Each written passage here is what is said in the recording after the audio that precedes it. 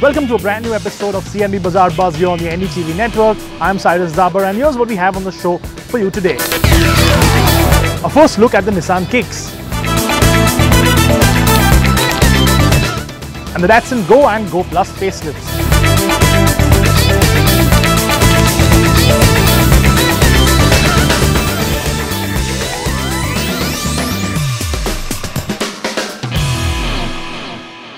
So let's start things off straight with that big story this week. It's the Nissan Kicks SUV.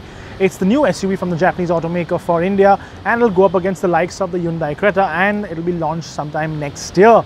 I take you through the exterior design of the car that Nissan showcased to us at an event recently and tell you what's new as compared to the international version. Have a look.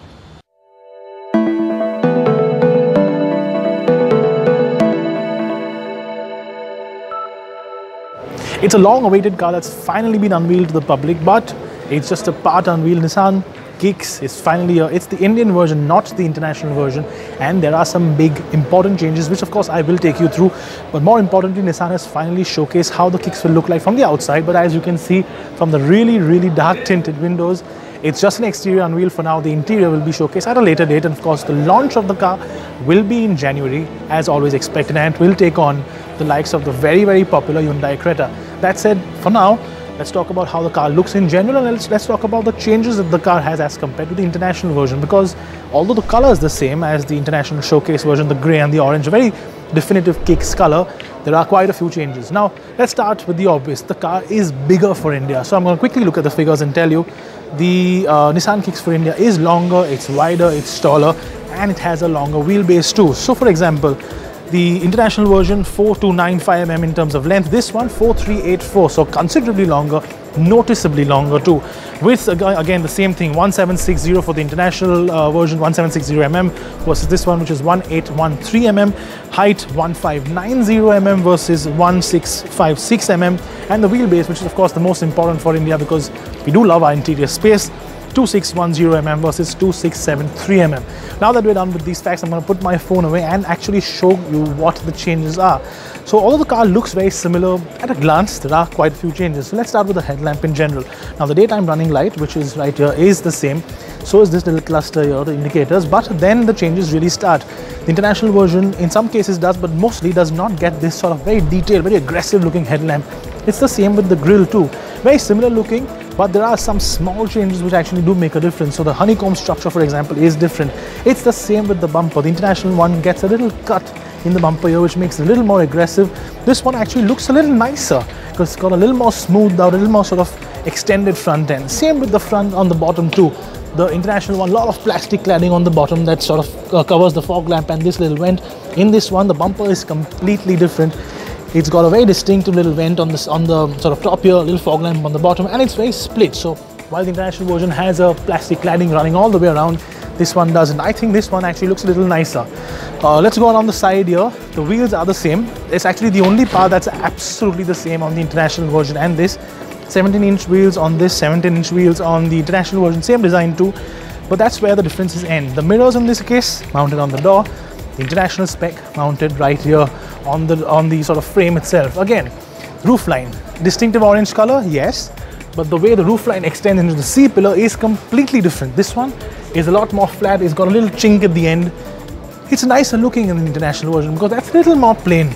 Now both the cars again do look same, but there are changes. So for example, even the little bottom on part here on the plastic cladding here, this thing on the international version, this little chink you see at the back here, that one on the international version is on the front.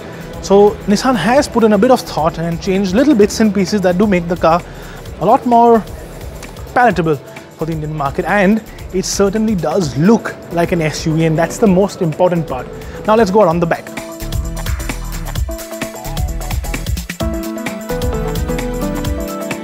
Now excuse those crazy lights because I know there's a bit of glare, but we're still going to try and do our best. Tail lamp's pretty much the same as the sort of global version, and very distinct sort of lip on the tail lamp here, which again is the same as the international version, and it's got LED lighting pattern right across here and goes all the way around the side. Big changes, of course, are on the tailgate. Surprisingly, they've actually done a lot of metal changes to this car as compared to the global version too. So while the global version has a very distinctive sort of cut that goes across the tailgate, this is a little more curved, and of course the bumper is a little more extended because it's a longer car.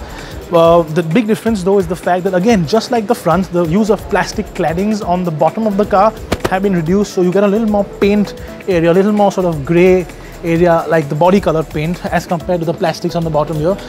Overall, Nissan had promised us that the kicks will look like a proper SUV and not like a crossover.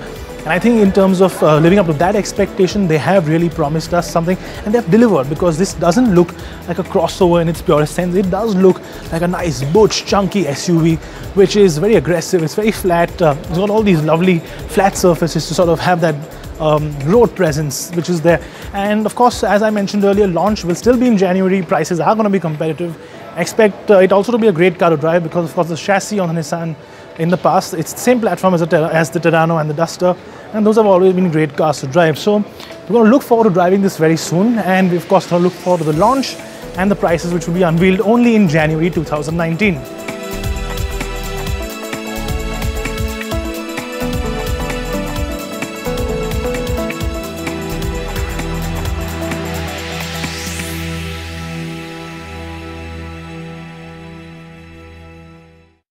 That's certainly a nice looking SUV, and I think it will do quite well in India compared to the likes of some of the other competitors in its segment. Now let's move on from that to the Datsun GO and GO Plus twins, the 5-seater and the 7-seater version of the entry-level hatchback from the Japanese automaker. That's also a part of Nissan. They've been facelifted recently, and SESHAN has been driving them around. Here's his report. The success of the Ready Go was a revelation for Datsun India. The car was stylish, came with all the basic creature comforts and offered decent safety features, and most of all, people liked it. So when the time came to update the bigger Go hatchback and the Go Plus MPV, which were untouched for about 4 years, Datsun decided to apply the same formula for their facelifts. Yes, both the Datsun GO and the GO Plus have finally received the much needed update. The cars now come with several cosmetic changes, new creature comforts, and a bunch of standard safety features. So let us walk you through them. Most of the visual updates are identical for both the Go and the Go Plus. The cars now get a heavily updated face, a new larger hexagonal grille with fat chrome surrounds, while the new swept-back headlamps come with stylish black highlights. The cars now also get an aggressive-looking bumper, LED daytime running lamps, and more muscular character lines. The biggest upgrade, however, is the larger 14-inch diamond-cut alloy wheels, which have also aided in increasing the car's ground clearance by 10mm. Both the Go and the Go Plus are now wider by 1mm and taller by 17mm, and the former is also longer by 3mm. The Go Plus retains its sub-4 meter length of 3995mm. Datsun has also redesigned the rear sections of the car, and both the models now feature revised tail lamps and new rear bumpers. While the Go Plus features black trapezoidal inserts on either end, the Go hatchback gets this styling carbon fiber strip right below the number plate housing. The cabin of the Go and the Go Plus have also received their fair share of updates. Step inside and you'll be welcomed by new all-black interior with premium quality plastics and smart-looking upholstery. The cars we drove came with the optional interior package featuring black fur leather upholstery with orange accents for the Go and silver accents on the Go Plus. Both get identical dashboards, with the only difference being an all-black treatment for the Go and a dual-tone black and grey treatment for the Go Plus. Datsun has also added some carbon fiber elements, which can be seen on the dashboard, center console and door panels. However, as the cars come with the same 2450mm wheelbase, the basic design and layout of the cabin remain unchanged.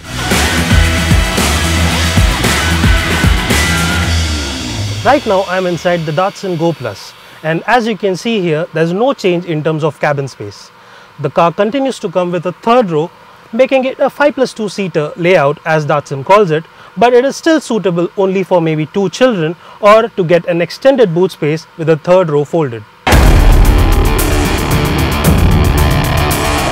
However, in terms of features, both the cars are well equipped.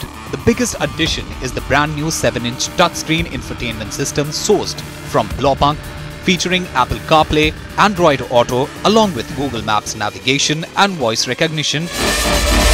And there is also a new instrument cluster with Trip Computer multifunction display, which also gets some carbon fiber treatment. The facelifted Go and Go Plus is also pretty high on safety. The car maker has equipped both the cars with a host of safety features like dual front airbags, ABS and EBD and brake assist, reverse parking sensors along with driver and front passenger seatbelt reminder, all as standard. Powering both the Datsun Go and Go Plus is the same Nissan-sourced 1.2-litre 3-cylinder petrol engine as before. The motor continues to offer the same power output of 67 brake horsepower and 104 Nm of torque. Transmission duties are handled by a 5-speed manual gearbox as standard. Datsun has also updated the suspension setups, which has aided in improving the ride quality and also handled the undulation of the road pretty nicely. Having said that, inside the cabin we could quite clearly hear all sorts of road noises and also the rumble of the engine above 3000 RPM, which shows sign of poor NVH levels. Also, the gearbox was a bit clunky and we wish the shifts were a bit more precise. With prices starting at Rs 3.29 lakh for the Datsun Go and Rs 3.83 lakh for the Go Plus, there is no doubt that the cars make a strong case for themselves, especially the Go Plus, which is still the most affordable 7-seater in India. While the cars certainly make for a much better package compared to the pre-facelift models, the Go and Go Plus might see some tough competition in the days ahead, especially with the all-new Hyundai Santro and the new-gen Maruti Suzuki Ertiga set to be launched in India soon.